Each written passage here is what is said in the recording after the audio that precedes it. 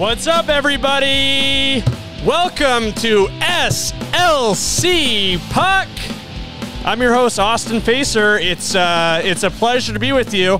I am now 32 years old as of yesterday, and if you've been following the show for a little bit, you know that I'm trying to do this on a bit of a regular schedule, giving you episodes on Wednesdays and Sundays. Today, the episode is dropping on Thursday, I'm getting ahead of myself, June 6th. I had every intention of recording a podcast episode for you yesterday. It was my birthday, but I still thought I'm going to give the people what they want, what they need, and they're going to see what a hardworking, dedicated podcaster I am to be doing it on my birthday. I had a party hat ready to go. I had a little, this thing, whatever that's called. I had a cake with candles that I was going to blow out at the start of the show. But it turned out to be the recording session from hell, and my computer crashed about halfway through, and my gracious studio audience, gracious in the sense that they sit here and deal with me, you might also know her as my sister, she got to hear me scream the F word really loud when that happened. So again, it was a terrifically fun episode up until that time. It was going to be really good, but it ended up being a blessing in disguise because some news broke today on the 6th that I think is going to be better to talk about. You know, funny how things work out that way, right? But regardless, still, yesterday was my birthday. I mentioned that on Twitter, and I got some nice birthday love from you guys, so really appreciate it. You guys have been great. I have no problem doing a show on my birthday because I'm having fun doing this, and you guys are making it cool. If you want to, if you're liking the show, please like, comment, subscribe on YouTube, Apple, Spotify, wherever you find this thing. Making it for you guys, but I'm also having a lot of fun, so I think we're all winning there. And hey, yeah, I had a bad recording session. Big deal, you know? Life goes on. And now we got a lot to talk about. You can see this week the Stanley Cup final between the Florida Panthers and the Edmonton Oilers is going on. So in the background here, I've got a little game, a little simulation. This is from 2001, though, so none of these players are still in the NHL. Maybe we'll talk about that a little bit later this week. I believe Game 1 is going to be on Saturday. So we'll talk about that later. But we got some other stuff to talk about today because it was revealed by Smith Entertainment Group that the second round of name vote bracket challenge, they called it a bracket challenge. That's what they said it was going to be at the start, and I don't think that ever materialized into a bracket. Maybe it will later, who knows. But anyway, the second round of voting has commenced, and it's going to go through the 21st, I believe. And we're down to 6 names. And I'll just note this. It's funny how like numbers kind of change with Ryan Smith every time he talks, because he said last week or the week before, whenever it was, on the Pat McAfee show that they were down to 4 names. Apparently it's 6 now, which I think is funny. And he also said, you know, the capacity in the arena was going to be different than what it's actually going to be. That's just funny to note. I don't know. I think he kind of goes off script a little bit and maybe gets excited about things. And I don't blame him. If I owned a hockey team, I'd be pretty excited about how things are going as well. But to the point, we're down to the, I guess, maybe the final 6 or this smaller group. Who knows? Maybe there's going to be a final matchup in the naming process. But the 6 names that remain, according to Smith Entertainment Group, and again, we just have to take them at their word. We have no idea if these were the 6 most popular names. There's one in this list that just absolutely bewilders me. I have no idea how this name ended up in this group. I'll get into that. You'll know what I'm talking about here in a minute. But the 6 names that remain are the Yeti, which is going to be the name. I'm calling it right now. Outlaws, which should be the name. That's what I wish was the name. Mammoth, which is actually pretty good. Blizzard, don't love that. Utah Hockey Club, which is what the team's going to be called next year, or Utah HC, but that's still in the voting round, I guess, right for now. And then here's the one that I have literally no clue how this one made it past a few of the others. Venom. To me, like the fact that Venom is in this group, it's kind of like the equivalent of like a big upset in the NCAA tournament. You know how every once every year, every couple of years, you'll see like a 15 seed beat a 2 seed in the NCAA tournament. I think that's the kind of thing that must have happened to get Venom into this group. Or the voting just is meaningless and it doesn't matter. Apparently, almost over 500,000 people have submitted names in this vote. No idea if those are all geo-locked to people in Utah or if it was just worldwide. Who knows? One per email address, but it's easy to make dummy email addresses. I'll tell you this: I made I voted twice for Outlaws. I did with one email and then another, just to show my support of the name and to push that one through. It doesn't matter. I think this is all theatrics anyway. I think Yeti is going to be the name, but I'm doing my part to give Outlaws a fair shake. And who knows? Maybe some magic can happen. And so these are the 6 names that remain. I really think we're looking at 4. Because Utah Hockey Club's not going to be the winner. That's just the placeholder name for this year. And Venom, again, I have literally no clue how that one made it into this round. I haven't seen a lot of interest on that. I mean, I get that like a snake motif might be cool. I mean, there's not really like a snaky team in the NHL right now. There's the Arizona Diamondbacks. I don't know if there's an issue with having, copying snake themes from Arizona after taking the Coyotes. But anyway, it doesn't matter. Venom's not a serious contender in this. To me, the 4 that are serious are the ones that I talked about were voted upon in KSL's straw poll: Yeti, Outlaws, Mammoth, and Blizzard. And there were some other kind of sports-related branding news in Utah that I think is somewhat connected, and I don't think it's a stretch to make these connections. Yesterday, on my birthday, the Jazz treated me and the rest of the fan base to their new look, a much-needed rebranding of their horrific rebranding from a couple years ago. They dropped the highlighter yellow, which was great. That was priority item 1 on their list, in addition to making the team better. But they reverted to purple, and they're leaning into the mountain imagery. If you haven't seen the new, and yes, I do say mountain like a Utah. If you're not from Utah and that sounds weird to you, I know you normal folks say it mountain, but us Utah folk, we say mountain, okay? That's how we say it in Centerville, Utah. That's right, we don't say our T's in any word. But the Jazz leaned into the mountain imagery, and they're going back to the purple. They're also implementing black and what they're calling sky blue into their color scheme. And the sky blue looks a lot like the blue that was shown in the placeholder logo that we talked about last time, with the Utah Hockey Club logo. I think it's the same sky blue that you're going to see. And you might think, oh, what does the this NBA look have to do with what the hockey club's going to look like? I think they're extremely connected. I believe it's been said by Ryan Smith that he wants his 2 teams to have some sort of cohesion, to have some sort of symmetry in their look. I think they can accomplish this in a big way by having a unified color scheme across multiple sports. And this is something we see in multiple U.S. markets. We see the one that comes to mind, probably the best example of this, is in Pittsburgh, where pretty much all the teams have the same color scheme. It's black and yellow, as Wiz Khalifa would say. And I think that's what they want to accomplish here in the Utah market with these 2 teams. I think you'll see the same colors for the Jazz being used for the hockey team, the Yeti. And I think you'll see, this makes a lot of sense in terms of how they can turn the arena over because it's possible they might have a hockey game and a basketball game on the same day sometimes.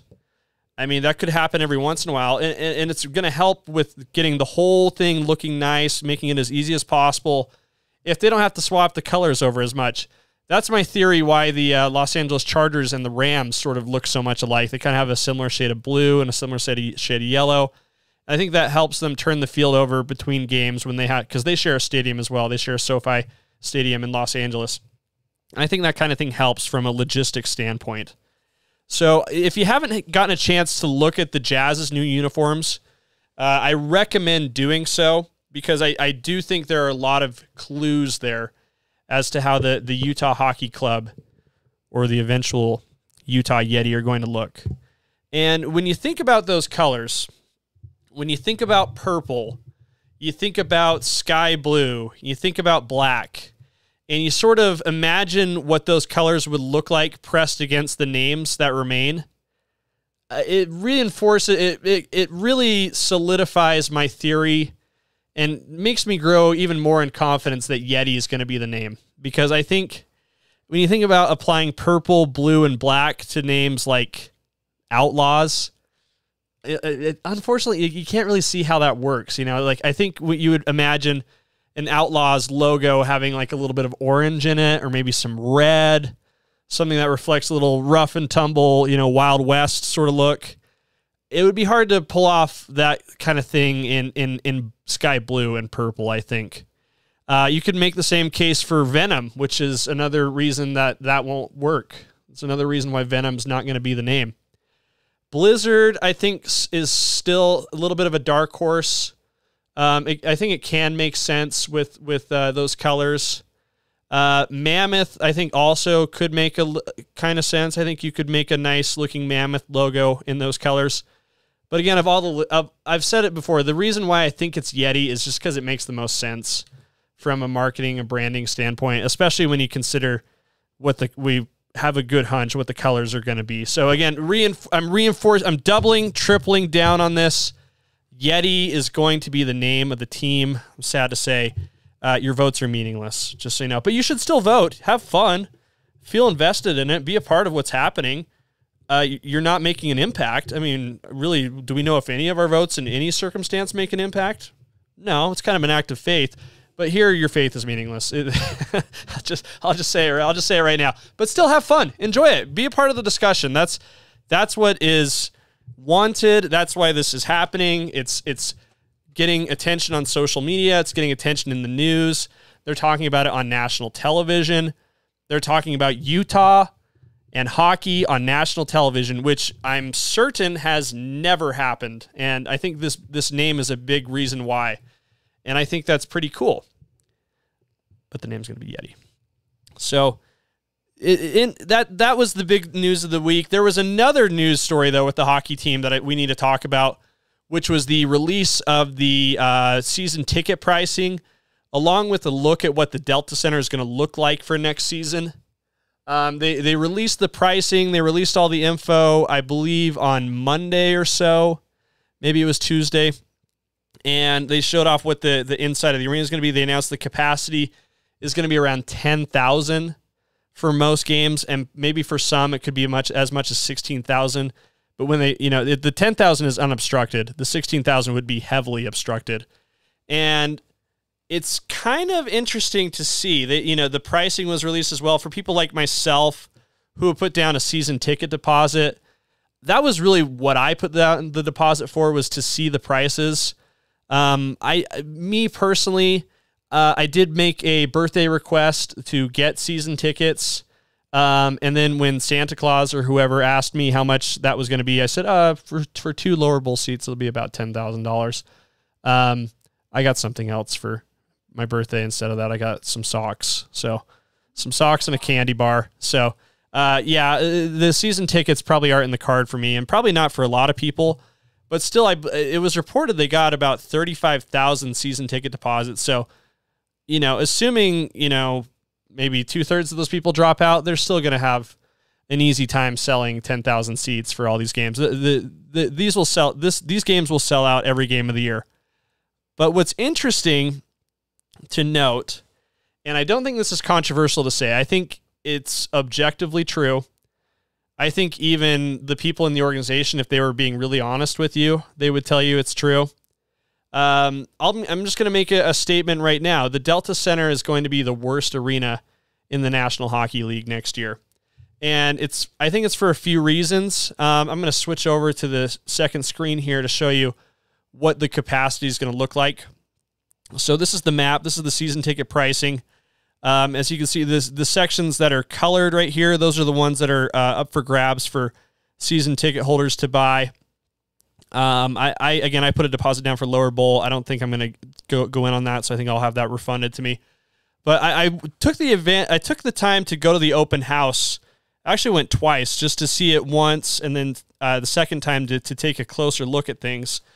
But I think it's kind of interesting what you see here. So you can see the rink side seats, The seats that are closest to the ice, those are going to be set apart for club level seating. Those are for businesses, for real high rollers. Those are going to be in the tens of thousands of dollars for season tickets. Expect those to sell out. If you can find a season ticket, a single game ticket in this section, it's going to cost you quite a bit, a few $100s. Maybe you might find someone benevolent and generous who can give you one for free. Take it and run. Go enjoy the experience. But for the common man, sitting close to the rink is probably not going to be a possibility for the first year. Maybe not even the second or the third. You can see here the colored sections are the ones that are up for grabs. What I did today when I went to the open house is I did a whole lap around the outside of the upper bowl and the lower bowl just to kind of get a feel for what it's going to look like. And again, it's going to be a little rough. The Delta Center was not meant to house an NHL team. It's been so famously said that, that arena was built specifically for the Jazz and for the NBA. And it really shows in the way the bleachers sort of wrap around the rink. You can see here, there's like big gaps. A lot of these seats are going to be pushed in. There's only going to be a few rows here. The map is a little misleading because, this is not all full of seating. It's pushed in about halfway here, so it'll be flat. And they'll have to put some tarps or something around the edges to sort of clean it up and make it look a little bit better. I think when you see the rink on TV, it'll look okay. But when you're in person, at these corners where there's kind of negative space, where it's open, where the bleachers don't really come in all the way, it's pretty noticeable. And it's again, a lot of these issues become really obvious when you're there in person. Like, for example, if you look here in section 10 and section 15, this corner right here, that's about as close as you can get to the ice for if you want to buy season tickets, right? And I believe those ones are in this tier right here, the $7,000 right here, or almost $8,000. And I went to this seat right here in section 10. And if you go to the very corner, there is like a wall that cuts off right there. And it makes it impossible to see this corner right here. So to see the whole ice from this seat, that's going to cost you almost $8,000 a year. You're going to have to literally crane your head around and lean forward at times to see what's going on. And because, I'm a person who's been on social media, I know how people respond on Twitter and things when they're less than perfect. I think you're going to see a lot of people, especially probably the person who buys this seat, really bitching and moaning about it on social media. And I think it's going to be a story that the Smith Entertainment Group is going to have to deal with the first few years before the arena gets completely renovated. And I don't know how this is going to happen. They're going to have to do some really creative stuff to make the bleachers sit better around the rink. So I'll be interested in seeing how that comes together. But again, there's going to be a narrative, especially when they start playing games, when people are taking pictures inside the arena or video from their seat. They're going to be whining and complaining oh my, I paid this much for these seats? Are you kidding me, Ryan? This is out of control. This is ridiculous. Who knows? Maybe they'll take a sledgehammer and try to knock out the wall here so they can see it a little bit better. But I think the good news is, and if we're to believe Ryan Smith, we're to believe his downtown revitalization project, the whole thing, basically the whole arena is going to be redone from the interior and probably the exterior as well over the course of the next 3 or 4 summers when the Jazz and the Yeti aren't playing. But, the sightlines are a little tough in certain parts of the arena. But, looking around, I thought there were some places where it looked really good. I went to these first rows here in the upper bowl, and I was like, wow, this actually gets me pretty excited to imagine what it could be like. That you can see all the ribbon boards around, the jumbotrons right there. You can see the whole ice from the front row here. Looks awesome. Even the front row here in the corner looks amazing. The closest you're going to be able to get before the club level seating starts is about row 17, and things look pretty good from there, from what I could tell. The it's very obvious if you go. If I believe the open house ends in about 30 minutes, so I don't know if you'll have the chance to get over there. And I think tickets go on sale tomorrow, so I'm sure the ticket rep will be reaching out to me not long into the day tomorrow, or at some point tomorrow. But if I went in there and I sort of looked at what things would look like in these partial ice view seats, and it's very obvious why they're choosing to not sell tickets there. You miss so much of it. Sitting here like 121, 123, and then the equivalent seats on the other side, you can't even see a good chunk of the offensive zone here. If they could score a rebound goal and you could completely miss it, you wouldn't be able to see anything that's happening behind the net. I don't know which games they would want to expand the seating to 16,000 to.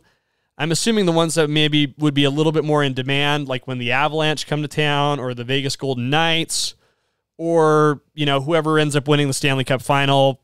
Maybe it's Edmonton, maybe it's Florida. But, these bigger name teams, that I think the plan is to have more tickets available, making it very clear to those who buy them that they are partial view or very much obstructed view.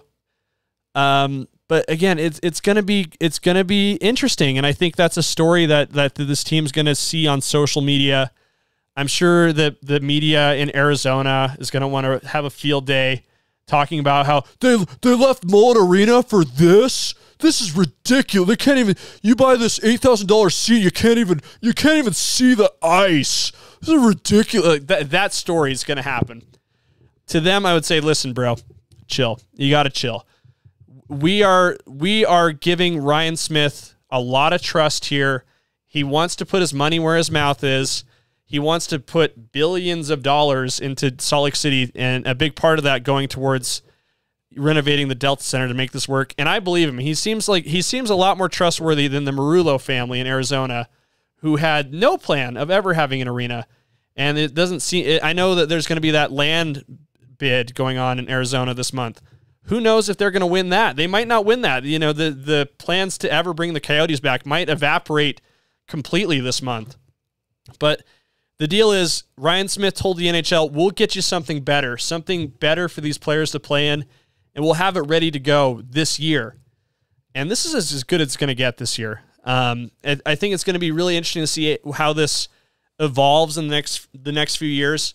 I was talking to a ticket rep there, and what they were telling me is that as the arena configuration changes with the renovation and all that, some people might lose their seats and have to find another seat to purchase their season tickets in. So I think that'll be interesting to see, like especially which parts of the arena get built. I'm sure the renovation process will be staggered. They'll work on this part, then this part, then this part throughout the years. So that's definitely a story to watch for sure. And again, expect this story to be in the national news. Oh, this is the worst arena in hockey. That's true. That is true. That will be true next year. But again, we are willing to take this leap of faith that it's going to get better. And the permanent solution, when it gets fully rocking and rolling in a few years, is going to be really nice, because you can kind of feel it when you're up here. You can tell there's going to be some juice in the arena, and especially when they get the branding going, they get a better fan experience. They have the mascot. They're able to build a show around the game. It's going to be that much better too. But again, it's a process. They have to do the best they can right now. And I just thought this was interesting. I found this list here of the NHL arenas by capacity. Delta Center is still going to be the smallest in the NHL by a pretty considerable margin. The next smallest is going to be Canada Life Center, which is where the Winnipeg Jets play. Their capacity is a little over 15,000. So at 10,000, which is what the Delta Center will be for next year, it'll still be ranked 32nd, but twice as much as Mullet Arena in Arizona. So there you go. That's just the way it's going to be. And I think that's the story to watch, and expect that to pop up in the news again, especially when we get to the end of September. One thing I did want to note, because I thought this was interesting, I said this on This Is a Place podcast. I said, I think the entire hockey community at large is going to benefit from having this team here. I think youth hockey is going to blow up. I think high school hockey is going to be big. It wouldn't be shocking to see high school hockey eventually become sanctioned by the UHSAA. Eventually, probably it'll take a while. It'll take maybe 10 years, but I think eventually you'll see hockey become a sanctioned sport in Utah. The other entity that I think is really going to benefit from this sort of explosion in interest in hockey in Utah is the Utah Grizzlies. And for those of you who don't know a ton about minor league hockey, the Utah Grizzlies play in the ECHL, which is basically like AA version of minor league hockey. But I think they're going to benefit a lot from the interest. And let me show you what I mean here, because they also revealed their season ticket prices. And they've got them right here on their website. So just remember what I said here. So those really nice seats at the Delta Center, those were going to be about $7,000, $8,000 right there. Not rink side, but as close as you can possibly get. Let's say you have a kid, you live on the west side, you live in West Valley, you live wherever, you live, like, it doesn't matter where, but let's say you have a kid who's like, wow, hockey's getting really big here in Utah. People are talking about it a lot. I got to see what a game is about. It might not be a bad option to go see what the Utah Grizzlies have to offer, because you could get rinkside season tickets for considerably less. You could be right on the glass at a Utah Grizzlies game, which I have been. It's a lot of fun. You can bang your hands on the glass after a goal. You can watch them fight. You can almost hear what the players are saying to each other, and I'm sure it's just absolutely obscene. But you can get season tickets for the Grizzlies for considerably less. Rinkside seats go for about $1,300. You want to sit center ice, it's going to be less than $1,000 for season tickets. 36 game schedule, by the way. These corner seats, which are still pretty nice, less than $600 for season tickets. And then the party level is about $500. So I think the Grizzlies are probably going to see a lot of people get interested in that. Maybe not season tickets, but I think their single game tickets will do really well. People who are just like, all right, I want to see what this hockey thing is about. I can go to the NHL game for $200 a person, to get in. And then I got to buy my jersey, my hat, my $15 beer at the Delta Center. Or for considerably less, I can have a really nice seat at a Utah Grizzlies game and get a feel for hockey that way. So I think you'll see that happen a lot as we get more into hockey here in Utah. So anyway, that's what I wanted to talk about today. I am glad the recording session went horribly yesterday. It was funny how bad it went. I did make a bit of a scene. I did say a curse word quite loudly, but I was still pretty composed for the most part. And I think it's because I'm just having a good time doing the show. You guys are awesome. I love seeing the numbers get up. Please continue to like, comment, subscribe, support the show if you like it. Having a lot of fun doing it. Merch is available, slcpuck.shop. I put all the episodes together at slcpuck.com with some other stuff. Again, I'm trying to get more into written content. Here's something cool that I can tell you guys. I was approached by someone who works at the Hockey News, which is a big hockey magazine, and they have hired me to write the season preview for the Utah Hockey Club for their annual season preview issue, which is coming out later this summer. So that's something I'm working on in my free time. So in addition to being a podcaster, your boy can write too. You heard? And so that'll be fun. When that comes out, I'll share it with you guys. You'll see more of what's going on for me and SLC Puck on social media. It's at SLC Puck on pretty much all the social media platforms, TikTok, Instagram, Facebook. I haven't really worked too much on that one yet, but it's all there. So go ahead and check it out. But again, I really appreciate you guys for tuning in, having a lot of fun. I'm 32 years old now. Holy cow, that's crazy. And holy cow, we're getting close to having hockey here in Utah. So again, thanks guys. Appreciate you. We'll talk later.